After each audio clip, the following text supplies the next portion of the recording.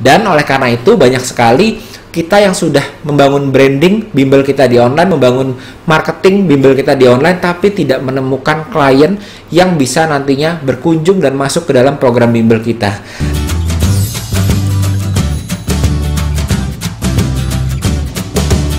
Ada yang bertanya ke saya bagaimana caranya agar kita bisa mendapatkan klien dari dunia online supaya kita bisa mendapatkan klien bagi bisnis jasa kita. Terutama bisnis jasa yang kita miliki ini bukan harganya itu murah, tapi berbeda, yaitu agak tinggi atau agak premium, terutama pebisnis jasa yang seperti psikolog ataupun seperti teman-teman yang salah satunya yang kita akan ceritakan di video yang satu ini adalah bisnis bimbel. Jadi kalau kita mengingat bisnis bimbel itu adalah bisnis yang bisa jadi rate harganya itu paling murah aja untuk anak SD bimbel sekitar 3 jutaan sampai SMP, SMA, SMA itu mungkin sekitar 6 jutaan satu orangnya. Dan bagaimana bisnis bimbel ini cukup menjanjikan buat pebisnis bimbelnya sendiri adalah karena kalau sudah puas dengan yang SD, dia akan naik lagi ke SMP dan SMA.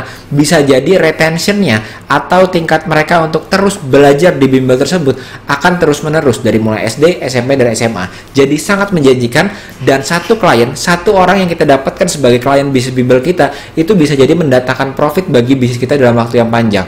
Ini juga adalah karakter bisnis-bisnis jasa lainnya, dan permasalahannya saat ini kita ingin menjual bisnis jasa kita melalui online, tetapi kita mengalami kesulitan. Seperti ada seorang pebisnis jasa yang bisnis bimbel, dia bertanya ke saya bagaimana caranya untuk beradaptasi dengan dunia online saat ini, saat semuanya pebisnis jasa yang biasanya mencari kliennya dari dunia offline sekarang harus pindah dan mencari klien dari dunia online. Nah, di sini teman-teman kita harus memperhatikan yang namanya di mana sebetulnya mereka berkumpul dan bagaimana caranya supaya kita bisa mendapatkan mereka menjadi klien kita. Biasanya yang kita lakukan sebagai pebisnis bimbel, pebisnis jasa yang bimbel adalah kita datang ke sekolahnya. Jadi kita datang saat ada orang tua siswa datang menjemput anaknya yang keluar sekolah, lalu pebisnis bimbel itu memiliki sebuah brosur, dikasih ke orang tuanya atau ke anaknya, lalu pada akhirnya anak dan orang tuanya itu nantinya membaca brosur tersebut. Langsung belikah? Tidak. Jadi ibaratnya kalau kita memberikan promosi di dunia online pun sama. Kita mempromosikan bimbel kita, mempromosikan jasa kita lewat advertising atau lewat promosi. Tidak sekali kita advertising langsung dibeli. Bahkan dibutuhkan lebih daripada sekedar advertising saja. Tetapi yang namanya virtual selling. Kalau kita lihat bisnis bimbel tadi, maka yang dilakukan adalah setelah orang tuanya mendapatkan brosur tadi, membaca brosur isinya tadi, lalu setelahnya mempertimbangkan untuk ikut di bimbel tersebut. Sudah mempertimbangkan di dalam diri mereka bahwa sepertinya anak saya akan saya masukkan ke bimbel tersebut. Tapi tetap ada kebutuhan bagi orang tua dan anaknya untuk berkunjung ke bimbel tersebut. Untuk apa? Untuk mendapatkan keseluruhan ide dan mendapatkan program apa saja yang ditawarkan, mendapatkan bayangan kira-kira anaknya itu akan seperti apa hasilnya, dan oleh karena itu dibutuhkan sebuah sesi yang namanya consultative selling, konsultasi. Nah, konsultasi itu artinya berarti dua arah. Artinya si ibu dan anaknya tadi datang ke tempat lokasi bimbel, begitu datang front office-nya mempersilahkan untuk duduk, lalu dia mengambilkan minum untuk ibunya, untuk anaknya, bahkan untuk ayahnya kalau ikut datang juga, lalu memanggil seorang staff yang memang tujuannya adalah untuk menjelaskan seputar bimbel tersebut. Di sanalah konsultatif selling ini berjalan. Jadi berjualannya, sellingnya ini bentuknya tidak hanya lewat brosur, tapi ada sebuah sesi konsultatif selling yang meyakinkan klien tersebut yang memang cukup premium ya. Sekali dapat klien harganya itu tadi 3 juta sampai 6 juta dan bisa repeat dari mulai SD, SMP, dan SMA. Artinya memang harus melewati sebuah sesi konsultatif selling ini.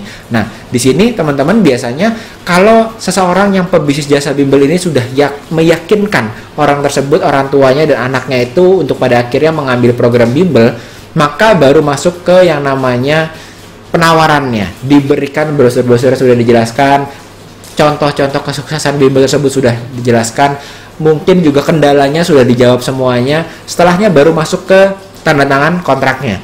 Nah, di situ baru terjadi yang namanya closing atau penjualan. Jadi penjualan terjadi setelah consultative selling. Nah, banyak dari kita pebisnis jasa yang kita tidak menyadari. Kita pikir berjualan jasa yang harganya cukup premium seperti tadi di dunia online, yang dibutuhkan hanyalah advertising, hanyalah digital marketing.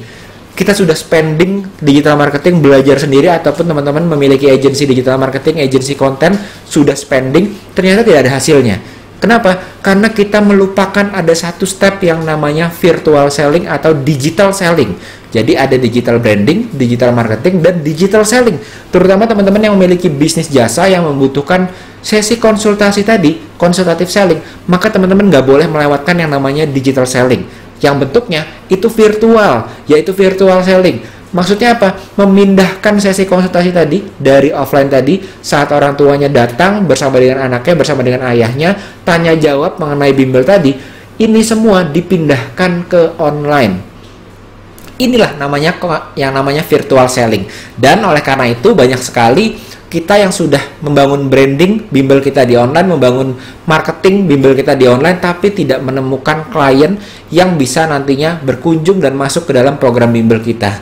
Nah, ini sebabnya banyak sekali teman-teman kita yang berjualan harga cukup premium seperti properti contohnya, yang hanya mengandalkan katakanlah saya bisa digital marketing, bisa mencari target yang luar biasa, orang yang sedang membutuhkan properti, tetapi rasio closingnya pun tidak terlalu tinggi. Karena apa? Karena sebuah properti itu harganya cukup premium, di atas harga rata-rata yang memang online shop berjualan, bahkan di atas rata-rata harga bimbel juga.